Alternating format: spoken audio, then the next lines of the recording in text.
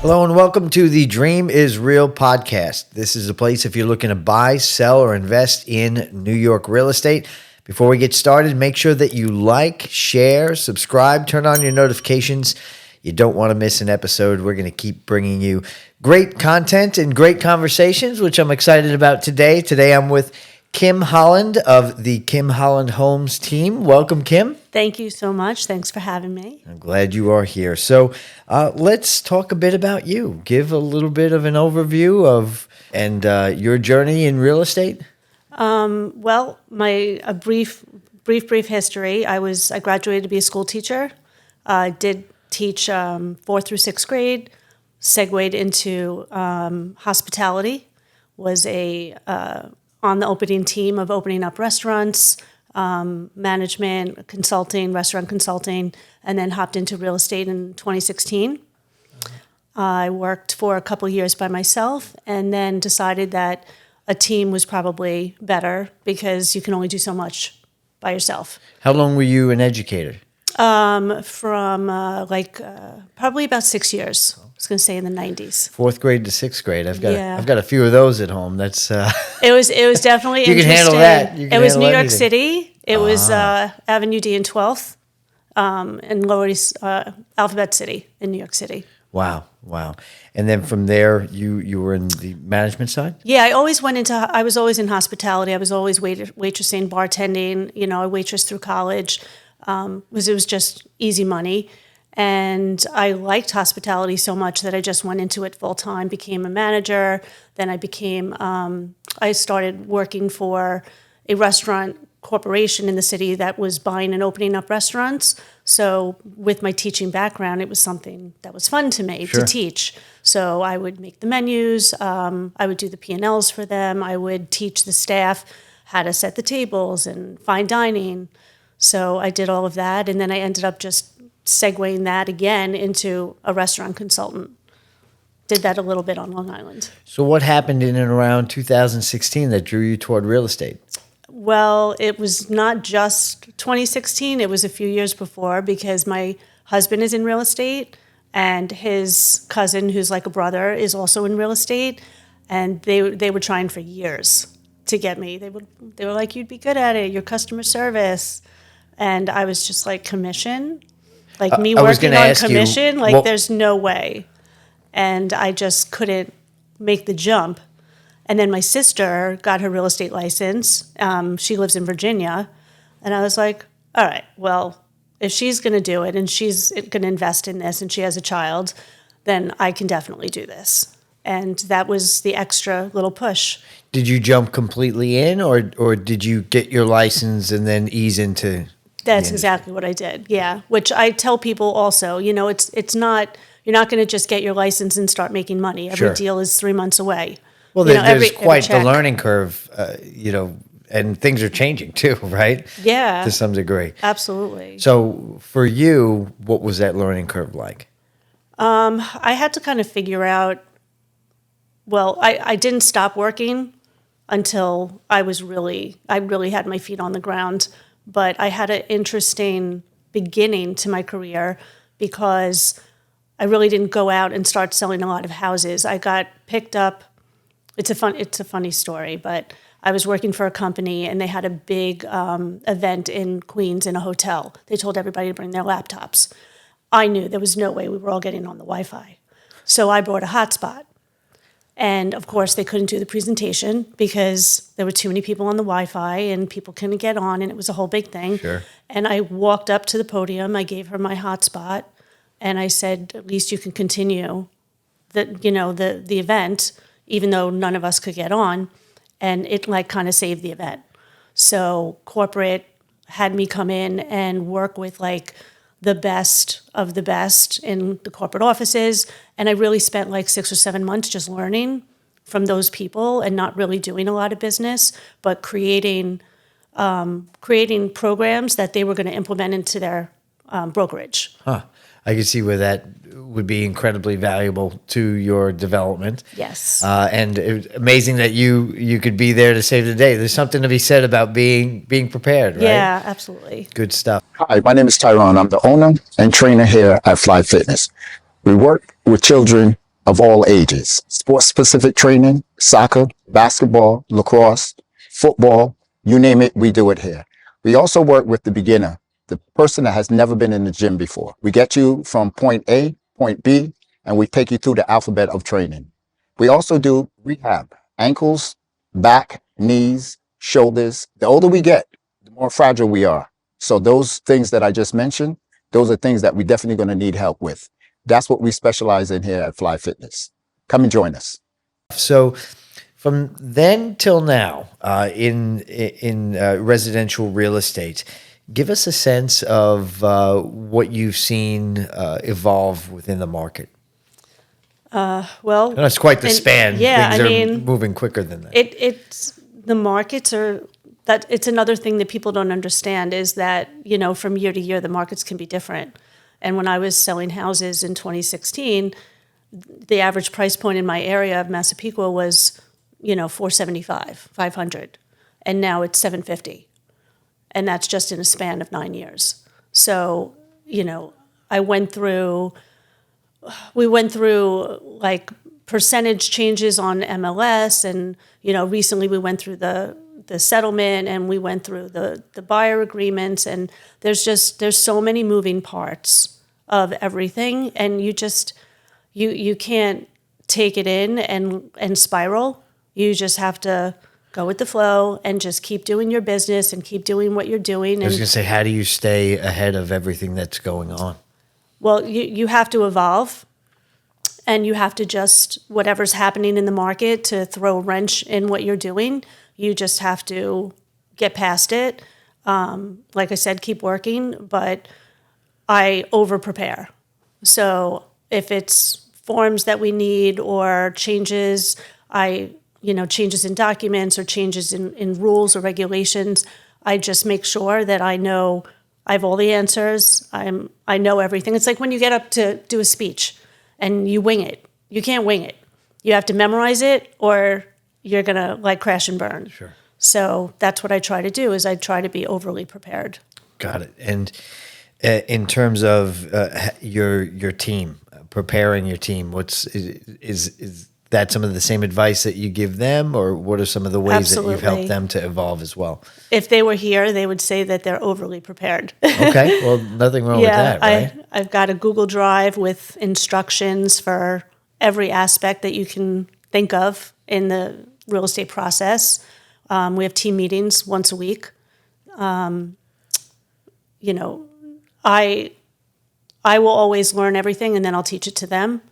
And just constantly all the deals that we have, I don't hide what's happening with one deal. So we talk about what's happening with everybody's deals at every team meeting, and we can all learn from those experiences Sure. of how to handle them and how to navigate them. Because every transaction is so unique in its own Everything. right, and it takes some time to probably encounter anything that, and probably even at this juncture, you haven't encountered everything directly, but within a team environment, you can encounter it indirectly, right? Yeah, and absolutely. Is that the mindset? Absolutely. I mean, you can't learn real estate by just having good deals. Right. If you have a good deal and it goes smoothly, and what did you learn? You didn't learn anything. And that's not going to prepare you to have a lifelong career. You have to actually, like Gary Keller, he says, fail forward. You have to actually fail at things, and you have to make the mistakes, and you have to learn from all the experiences to make you a better agent, because then the next time it happens, you'll be prepared and you'll know how to deal with that situation. Right. So as you see the Long Island market, is that where you spend most of your time? I do Nassau, Suffolk, Brooklyn, and Queens. Okay. Don't really venture into the city too much, but What major changes most recently have you seen within? It probably varies based upon even the different markets within those areas, right? it does, because there's so many different places on Long Island. Nassau and Suffolk are like worlds apart. So, it's very difficult to buy a house in Nassau. There's a lot of great things about it. It's close to the city. It's a little more compact. A lot more going on. Suffolk County, you get to some parts of Suffolk County, and It may be a little bit of a drive to get some places. You may have a ton more land. So it's just, there's so many different places that you can live with different demographics and different property sizes and just different ways of life, but all on Long Island. Are there any particular areas where you love to sell? Well, I was born and raised in Massapequa. Okay. So it's my hometown, and I have a house there now. There's something about making an impact where you were born and raised, right? Yeah, I mean, the people know you. It's easier to make that connection with people when you say that you were born and raised in that area. They feel a little more trusting. I don't think when somebody has an objection to me, like a listing or seller, and they're like, well, you're not from the area, or, you didn't grow up here. It's really irrelevant. You don't need, those days are way gone. You don't need an agent that is primarily working that market to be a better agent than somebody who's not working that market, because I can still know everything about that market, but that's not where I get a lot of my listings from. So, having a seller hiring an agent that only works in that town, I think those days are gone. Okay. So being able to be effective in all areas. Everywhere. Now, you brought up preparedness, which I think is absolutely a characteristic that you're going to want in an agent. What are some other characteristics that you feel make a strong agent? Personality is first and foremost. You have to have a great personality. Confidence can come if you're just starting out and you're nervous, but if you have a great personality, people are just going to love you no matter what. When you say that, are you talking charisma? Are you talking relatability? I think just relatability, like just being a nice person and being trustworthy and being loyal, and there's no side of shady anywhere. Just being a positive, just a positive person. Yeah, and I think one of the unfortunate things that have come out with this settlement that I think is a bit, if I could just speak for myself, a bit unfair, is it kind of painted agents in a not so great light. Meanwhile, there are so many great agents that do the right thing and really care, put their heart and soul into that. And I think I just think that the industry needs to be, and it's part of this what we're doing here as well, right? The dream is real. We want people to know that the dream of home ownership is a real thing, because a lot of the messaging out there is saying the contrary. But also to be able to show the world in and out of the real estate day-to-day industry that there are some really good people that are working this, and it is a vital part to any transaction. And that's the top 1%. Those are the people that are. There's either the people that are the top 1% that are the ones that are really caring, or it's the people that have been doing this for 30 years and they've just built their business up. Right. So it's like one or the other that are going to be like those great agents. Right. And I think some of the characteristics that you're talking about, some of them are intangible, right? It's just the type of person that you're dealing with. So let's maybe point to first-time home buyers, and they're interviewing agents and reaching out. What should they look for, or what should they ask? Again, it's if you wouldn't do surgery on yourself if you had a problem. So you want somebody who's experienced, and now you're spending $500,000, maybe a little less, maybe a little more, and that's like your financial well-being. So why would you do that without an agent? Why would you go to the listing agent, who now, even more than ever, doesn't protect you at all? The listing agent works for the seller, and that's it. And the settlement made that cut and dry, and it's like you're getting a divorce and you're using your spouse's divorce attorney. So, the biggest thing first-time home buyers should know is that they need their own representation. And it's really important that they work with somebody who can give them answers to questions that they wouldn't know to ask. There's a lot of people that just don't know about COs and permits and liens. They'll think that if a roof has a shingle missing, that, you need a $40,000 replacement, and it could be just replace the shingle, So in that There's case, a lot it's not about not seeing, it's about maybe even overreacting to something that can be, being very undereducated curable. Yeah. about the process and overreacting over things. Oh my God, there's no GFI outlet next to the sink. I need $10,000 off.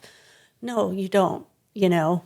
Right. It's those type of things, especially since the real estate transaction can be such an emotional buy anyway. Yeah. There's a lot going on that you want somebody who can have that, calm, stable Exactly. demeanor that's coming from a place of your best interest. And I think you hit on a really good point of where buyers, I think, have the advantage of having an advocate, maybe more so than never We before. care. We're not just looking for the sale.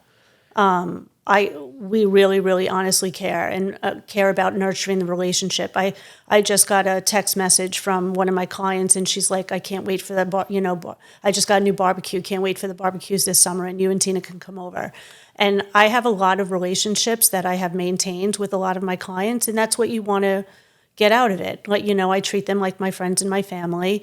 I will, make sure that they have a buyer presentation. I will make sure they understand every step of the way. I'll make sure they understand that there's $3,000 approximately in out-of-pocket costs that they may not know about. I'll make sure that they know that the down payment and the closing cost is not the same thing. Sure. And then the deal falls apart in the middle. So I want to, as an educator, I want to make sure that I educate my buyers as much as I possibly can so that they're not stressed out during the process and they understand what's happening. What are some of the other costs that may not be understood going into the buying process?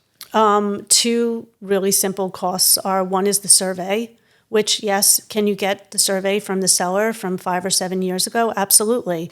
But does that really help you if your neighbor just put up a fence and put it 2 feet on the property that you're buying and you're the owner of the property, the seller that you're working with, didn't notice, didn't care?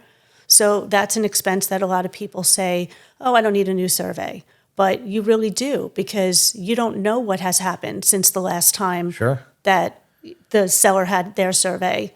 And then another cost is title insurance. I don't know why, but people are like, oh, I don't need title insurance.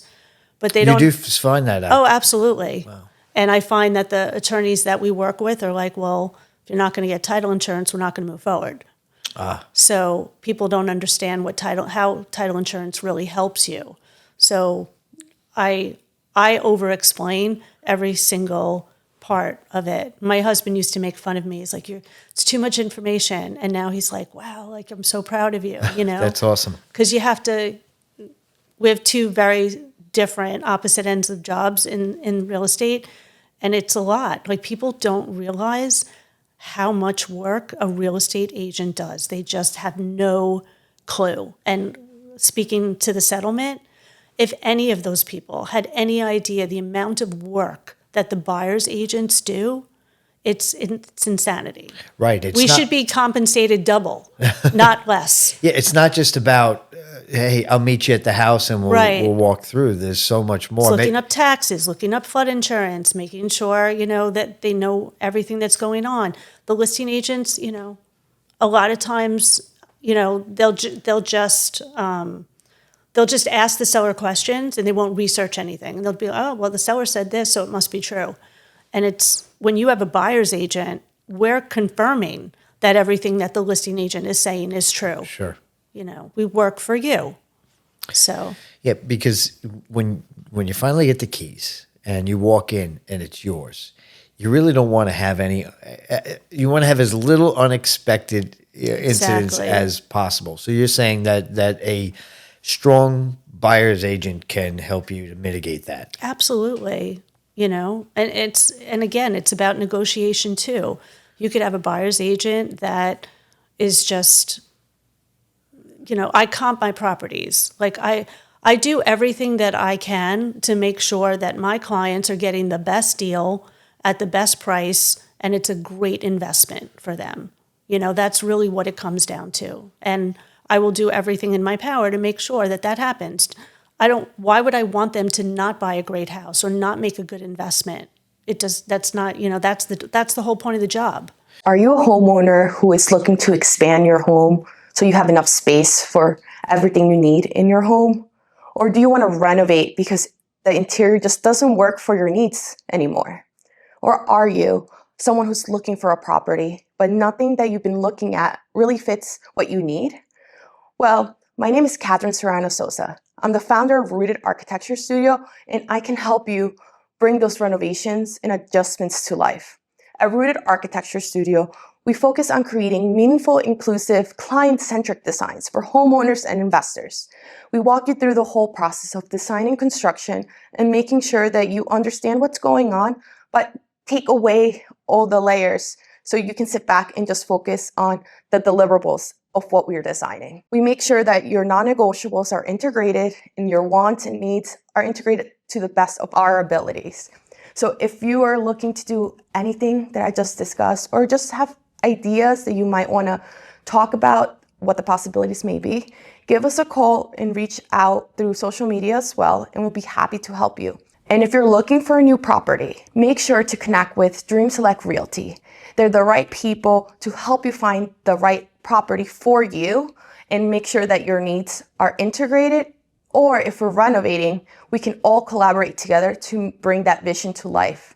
What are some of the questions that you ask at the first contact to make sure that that's exactly how the process goes?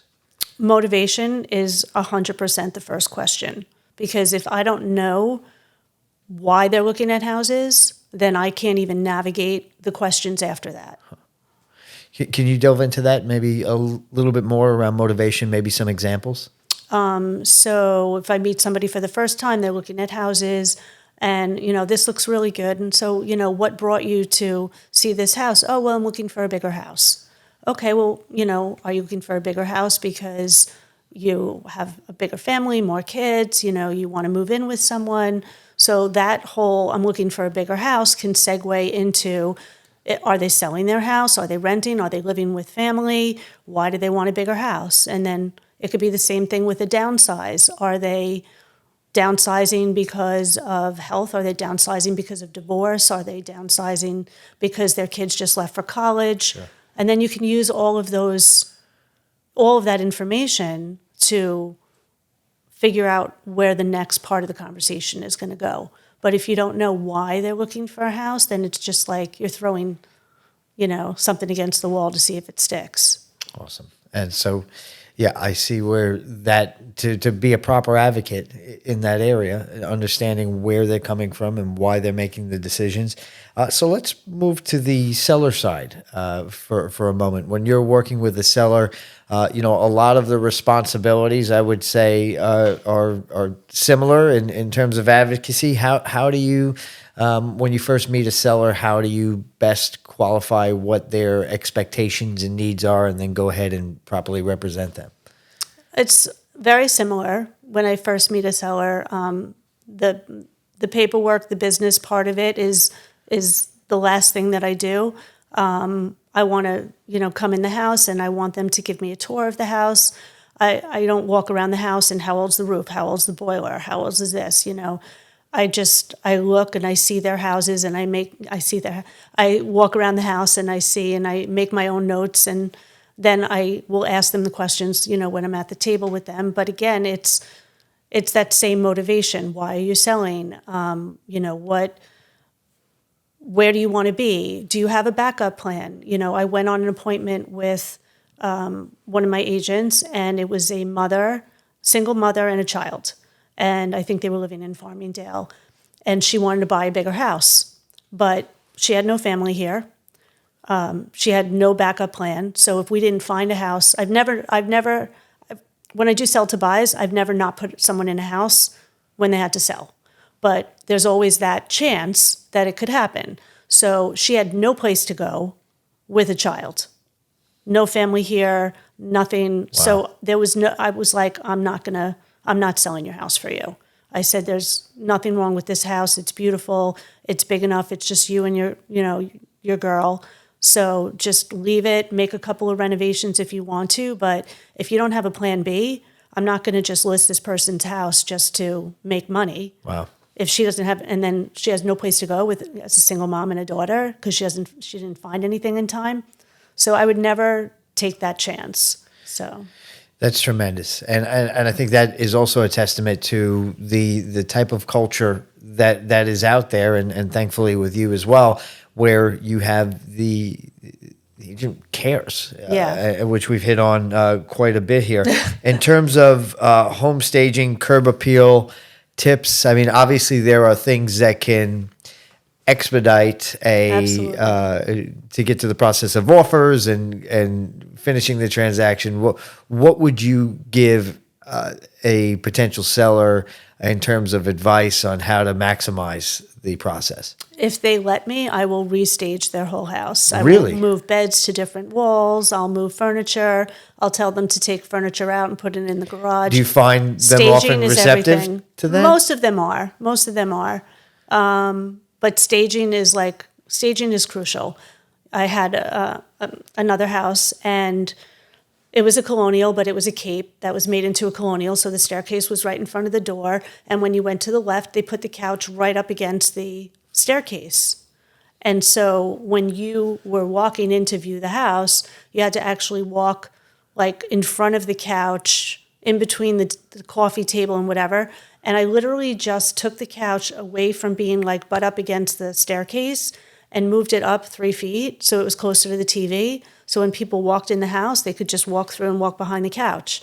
And it was just something so simple that I'm like, this is just going to get you more money because people aren't going to feel like they're all cramped someplace, that there's like a flow to it. Sure. But You ever restage a house and then have the homeowner tell you, "I wish I would have done this all the time. Maybe I all won't the time. sell." They're like, oh, especially with pictures. When I say everything off the cabinets or the countertops, and take all the photos off the refrigerator and all the magnets on the refrigerator, and a lot of people have that shelf that above the crown molding in their kitchens, and they have like clutter and all these things on top because they think it looks cute. Right. And I'm sure it did at one point, and now it's dusty and whatever.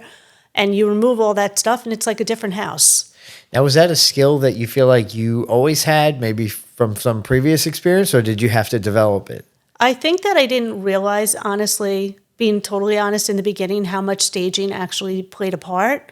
But then the more and more I got experienced, I realized that it was huge. It didn't take me much to figure out how to make something look better. I just didn't realize when I first started out how crucial it was to the whole process. Right. All right. So if you're listening to this and you are looking to sell your home, be open to moving a few things around so that it can sell faster.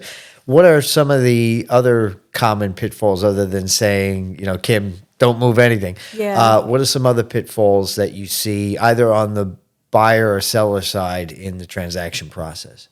Furniture is definitely something that I'm constantly telling my team to just let it go. The buying and the selling of the furniture between the seller and the buyer. Oh, okay. Sometimes it works out, sometimes it doesn't work out, sometimes they change their minds. I had a deal where the guy was buying and he had a jacuzzi and he was moving all of his stuff into storage. It was my listing. And this is one that, obviously I'm never going to forget. And he wanted to put the jacuzzi on the property before we closed. And of course, the attorney advised my seller not to do that because if anything happens, it's his homeowner's insurance. And sure, it's a however many pound jacuzzi that now would have to be moved if we didn't close. So it was a whole thing. But he had agreed to buy like $5,000 or $6,000 worth of furniture that was in the house. So we get to the walkthrough, and because we didn't allow him to put his jacuzzi on the property and he had to pay for it to be put in storage, he was like, you know what, I changed my mind, I'm not buying anything. And we got to the closing table and there was like $5,000 or $6,000 worth of furniture that was still in the house that wasn't going to be taken out of the house because we were closing. That's not inexpensive to he find. He wasn't going to own it. Wow. So, and again, it comes with experience. You have to figure out how to navigate those situations. And that's not like, let me take you in a house and show you the house and everything's great and then we close and it's perfect. You have to navigate a situation like that. Sure. And anytime there are outlying conditions, something like that can happen. So are you saying that typically you recommend preemptively saying, hey, let's not make this necessarily part of the deal if we don't have to? Yeah, I mean, it's great if they want to leave something for free and that's agreed upon. I'm like all for it. But when you get into like how much, oh, I don't think it's worth that much, and how, how am I going to get paid now? Am I going to get paid at the closing table? It becomes like a whole nother animal. So that's one that I like to kind of stay away from. And it blows my mind that a transaction of that size could be held up by a few Yeah, pieces we of almost furniture. weren't going to close. So it did actually close. It did close, Wow. and then they wrote in at the table that my seller had like, a month or so to be able to get the furniture out of the house, or to be able to allow people to come in the house to see the furniture to be able to sell it. It seems like an unnecessary Yeah. inconvenience. But So once something like that happens to me in my career, I don't make the same mistake again. right. So you would advise right off the bat, say, hey, let's. Yeah, if it's free, great. If it's going to be a monetary exchange between the seller and the buyer, and then they exchange numbers, and then they exchange emails, and then and then they have to come back into the house because they have to see the furniture and make sure that, they really want to buy it. It's like a whole thing. Right. So that's a challenge, but the role of a real estate agent is so rewarding when you are able to see that closing happen. Could you give some highlights, maybe some of your favorite moments in your career? Absolutely. I'm listing a house that we put her in about a year and a half ago. Her husband was military. She was trying to have a baby, and we now are selling her house. She had a baby, and he's being moved to someplace else. And, it's just to see like the whole family scenario come full circle, and then be able to like resell the house and have her move with her family. And like we bought baby clothes when we came over for the baby. And, there's some really special relationships that we have, that I do a client appreciation every year, and I invite everyone that I've ever sold a house to. Obviously, it gets bigger and bigger every year, but it's like it's special and it's important. And one year I put a slideshow of all the houses that we sold, and the people that were at the event, our clients, our friends now, were actually like, "Oh, that was my house. That was my house." Like, so it's just like the extra step, that we go, that I think just creates the relationships. First time home buyers are great when we close with someone who's lived in a house for 40 or 50 years, and they're crying at the closing table. Right. And moving. There's so many special moments. And it's amazing how you can be a part of their lives. You make it more than business. Absolutely. You become an important part of the lives of many families. And it allows, right, you to drive through Long Island and say, I remember. That's what we're trying. Yeah, that's what we're trying to do. But, going to their barbecues and being invited over for dinner and stuff, and them thanking us. The three biggest things in life, right, are death, divorce, and buying a house. And if I could be part of the buying the house part and have such a big role in the three most major things that happen in somebody's life, like lifetime, then, that's great. It's a great job to have. That's awesome. If someone were to need to get in touch with you, how would they do it? I'm definitely all over the internet, but you can give me a call at 516-236-6303. Call, text. You can email me, kim@kimhollandhomes.com. I'm on Instagram, LinkedIn, Facebook, TikTok, YouTube. I have a YouTube channel. I've done a lot of videos there. And a lot of my Instagram is, I do about 10 videos every single month of part of the buying and selling process. And they're about 45-second clips. So if you go to my Instagram at Kim Holland Homes, there's a ton of education right there for buyers and sellers. Awesome. Well, thank you for joining us today. It was a pleasure you. speaking with you. I appreciate it. Great Thanks for stuff. having me. And thank you for watching as well and listening. You're listening to the Dream is Real podcast. You can check us out on Instagram and TikTok at Dream Select Realty or on X at Dream Select Home. If you want to be part of the program, send an email to hometeam@dreamselectrealty.com. And of course, just go to our website, dreamselectrealty.com. Remember, like, share, subscribe, turn on your notifications, but don't forget the dream is real. We'll see you next time.